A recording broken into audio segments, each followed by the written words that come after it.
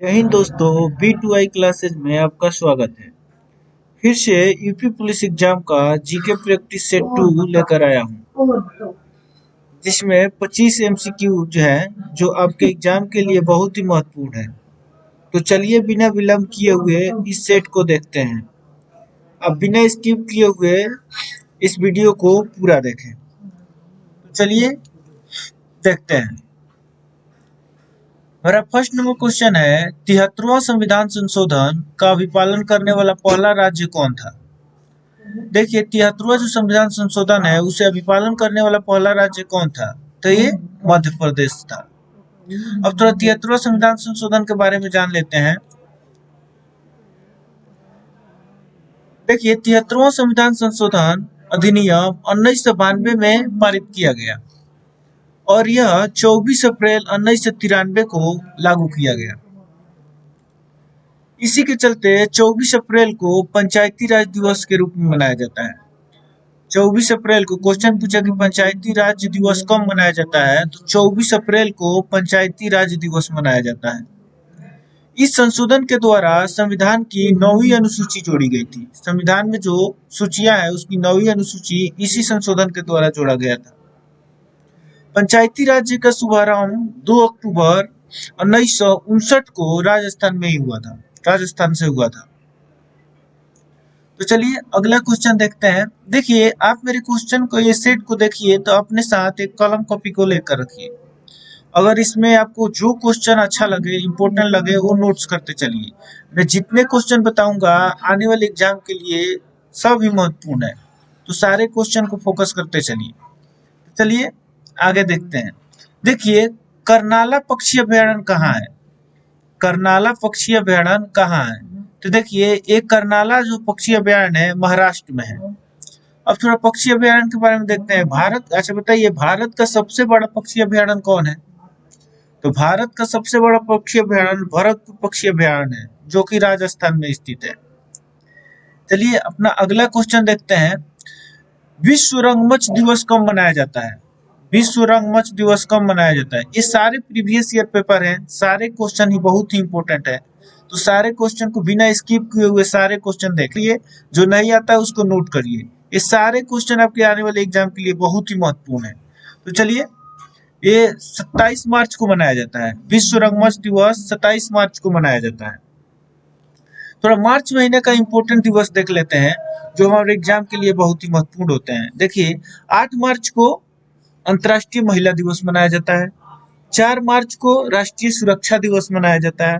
15 मार्च को विश्व उपभोक्ता अधिकार दिवस मनाया जाता है।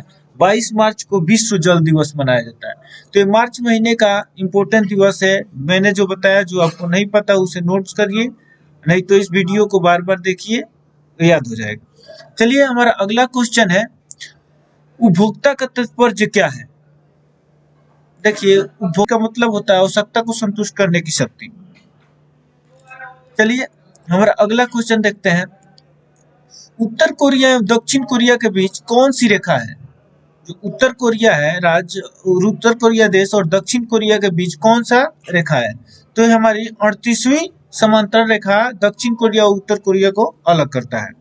कुछ इंपोर्टेंट रेखाएं देखते हैं जो दो देशों के बीच में है। तो हम देखते हैं 49वीं समांतर रेखाएं किन दो देशों के बीच में है? तो 49वीं समांतर रेखाएं यूएसए और कनाडा के बीच में, यूएसए और कनाडा के बीच में। देखिए, कनाडा की राजधानी कहाँ है? ओटावा।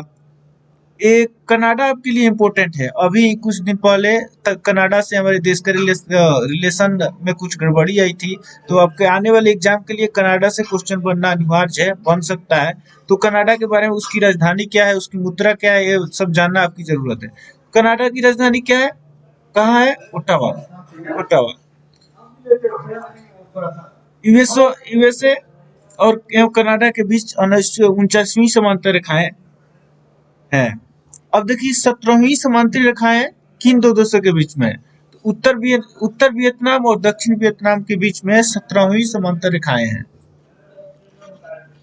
देखिए, हमारे एक क्वेश्चन से 3-4 क्वेश्चन बनते हैं, तो अगर आप कॉपी कलम लेकर बैठेंगे तो जो क्वेश्चन आपको नहीं आता है वो नोट डाउन करते चलेंगे। तो चलिए हम अगला अपना क्वेश्चन देखते हैं। अस्पृश्यता का अंत किस अनुच्छेद में है? देखिए, अस्पृश्यता का मतलब होता है छुआछूत। यह किस भारत के संविधान के किस अनुच्छेद में है? तो यह अनुच्छेद 17 में है। अनुच्छेद 17 में अस्पृश्यता का अंत का जिक्र है। देखिए और भी देख लेते हैं थोड़ा। अनुच्छेद 14 में क्या है? हमारे संविधान सभा के अनुच्छेद 14 में क्या है? समानता का अधिकार।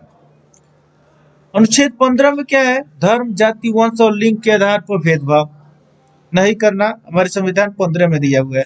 अनुच्छेद 16 में क्या है? अवसर की समानता, सरकारी नौकरियों में अवसर की समानता। देखिए इसमें कुछ अपवाद है, जैसे SC ST OBC को रिजर्व मिला गया है, उसको अलग से इसमें करके अलग प्रावधान दिया गया है। तो इस तरह नहीं, इस 16 में, अनुच्छेद 16 में है अवसर की समानता। हमारा अगला क्वेश्चन है, देखते हैं शहनामा के लेखक कौन है? शहनामा जो बुक है उसका लेखक कौन है? देखिए शहनामा बुक का लेखक फिरदौसी साहब है। और हम कुछ अपना इम्पोर्टेंट लेखक देखते हैं। देखिए आईने अकबरी और अकबरनामा किसने लिखा था? देखिए अबुल फजल थे जो आईने अकबरी और अकबरनामा लिखे थे। किताबुल हिंद और किताबुल हिंद बुक के लेखक कौन है? ये अलबरूनी साहब है। चलिए हमारा अगला क्वेश्चन है। देखिए ये सारे क्वेश्चन आपके एग्जाम, आने वाले एग्जाम के लिए बहुत ही महत्वपूर्ण है, तो इसे बिना स्किप किए हुए पूरे वीडियो को देखें। हमारा अगला क्वेश्चन है, राष्ट्रीय प्रतिरक्षा विज्ञान संस्था कहाँ है? राष्ट्रीय प्रतिरक्षा विज्ञान संस्था कहाँ है? देखिए ये नई दिल्ली में है। ये नई दिल्ली में है। और कुछ संस्थाएं देखते हैं। कृषि विज्ञान संस्थाएं कहाँ है? ये भी नई दिल्ली में है। रमन अनुसंधान संस्था कहाँ है? ये है बेंगलुरु में। देखिए जो याद नहीं है अपना नोट करते चलिए, जो याद है उसको रिवीजन कर लीजिए। चलिए हमारा अगला क्वेश्चन है, पारा से कौन सा रोग होता है? पारा से कौन सा रोग होता है? पारा से मीनामाता रोग होता है। पारा से मीनामाता रोग होता है। इटाई इटाई रोग किससे होता है? जो इटाई इटाई रोग होता है वो किससे होता है? ये कैडमियम से होता है। इटाई इटाई रोग कैडमियम से होता है। पारा से मीनामाता रोग होता है।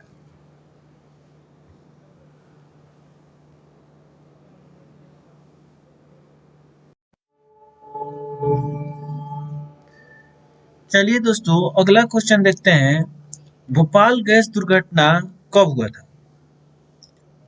जो भोपाल गैस दुर्घटना हुआ था वो 3 दिसंबर 1984 ईस्वी को हुआ था।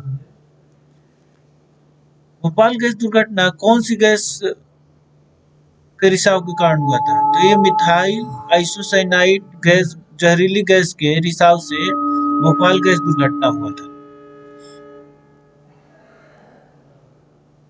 अगला क्वेश्चन देखते हैं, पारा से कौन सा रोग होता है?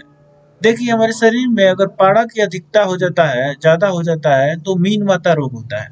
मीन माता रोग होता है। मीना माता जो रोग होता है वो हमारे शरीर में पारा की अधिकता के कारण होता है। अगर हमारे शरीर में नाइट्रेटस की अधिकता हो जाए, नाइट्रेटस की अधिकता हो जाए तो ब्लू बेबी सिंड्रोम रोग होता है। तो ये भी याद रखिएगा। चलिए हमारा अगला क्वेश्चन है, उत्तर प्रदेश में कितने जलवायु पाए जाते हैं?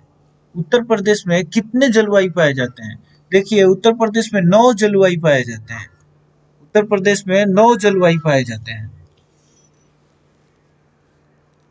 उत्तर प्रदेश में उष्णकटिबंधीय जलवायु पाया जाता है। अगर पूछ ले सवाल कि उत्तर प्रदेश में कैसी जलवायु पाई जाती है, तो उष्णकटिबंधीय जलवायु पाई जाती है उत्तर प्रदेश में। हमारा अगला क्वेश्चन है, खेल के सम्मान के लिए कौन सा शहर प्रसिद्ध है?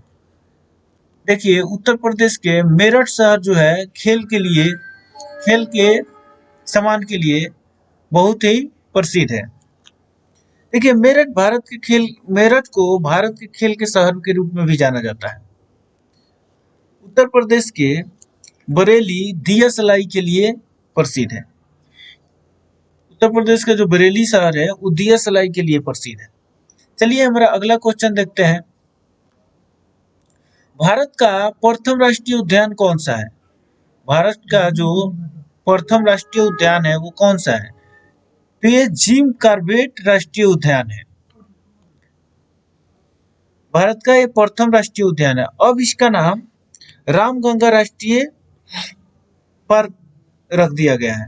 अब इसका नया नाम रामगंगा राष्ट्रीय पार्क के नाम से जाने जाने लगा है। यह पार्क की स्थापना 1936 ईस्वी में हुआ था। उस टाइम इसका नाम हैली नेशनल पार्क था। उस टाइम इसका नाम था 1936 में हैली नेशनल पार्क के नाम से यह जाना जाता था। अगर क्वेश्चन पूछ ले कि भारत का सबसे बड़ा राष्ट्रीय उद्यान कौन सा है, तो भारत का सबसे बड़ा राष्ट्रीय उद्यान हेमिस राष्ट्रीय उद्यान है, जो लद्दाख में है, कश्मीर के लद्दाख क्षेत्र में है। वो भारत का सबसे बड़ा राष्ट्रीय उद्यान है। चलिए हमारा अगला क्वेश्चन है, वन संरक्षण अधिनियम कब लागू हुआ था? बैन नहीं, सॉरी, ये गलत मिस्टेक से टाइपिंग हो गया है। वन संरक्षण अधिनियम कब लागू हुआ था? तो ये 1980 में वन संरक्षण अधिनियम लागू हुआ था। और अगला क्वेश्चन है, साइलेंट वैली में कौन सा वन पाए जाते हैं? देखिए साइलेंट वैली में उस कटिबंधीय वन पाए जाते हैं। साइलेंट वैली में उस कटिबंधीय वन पाए जाते हैं। चलिए हमारा अगला क्वेश्चन है, कोशिका में राइबोसोम की अनुपस्थिति में क्या नहीं होता है? देखिए कोशिका में अगर राइबोसोम नहीं रहे तो उसमें प्रोटीन संश्लेषण नहीं होगा। उसमें प्रोटीन संश्लेषण नहीं होगा। देखिए राइबोसोम को प्रोटीन की फैक्ट्री भी कहा जाता है। जो राइबोसोम होता है उसको प्रोटीन की फैक्ट्री भी कहा जाता है। तो ये क्वेश्चन कितने बार पूछा गया है कि प्रोटीन की फैक्ट्री किसे कहा जाता है? तो राइबोसोम को प्रोटीन की फैक्ट्री भी कहा जाता है। हमारा अगला क्वेश्चन है, क्रायोलाइट किसका अयस्क है? देखिए अयस्क से भी क्वेश्चन पूछे जाते हैं। अगर आपके एग्जाम के सिलेबस में साइंस हो तो उसमें अयस्क से भी क्वेश्चन पूछे जाते हैं। तो हम सारे अयस्क जो इम्पोर्टेंट अयस्क हैं उसको एक बार रिवीजन कर लीजिएगा, उससे देख लीजिएगा। जो क्रायोलाइट है वो किसका अयस्क है? ये देखिए एल्युमिनियम का अयस्क है क्रायोलाइट। कुछ और इम्पोर्टेंट देख लेते हैं अयस्क। कार्नेलाइट किसका अयस्क है? ये एल्युमिनियम और मैग्नीशियम का अयस्क है। एक काल्वेराइट किसका है? ये सोना का अयस्क है। काल्वेराइट सोना का अयस्क है। चलिए हम अपना अगला क्वेश्चन देखते हैं।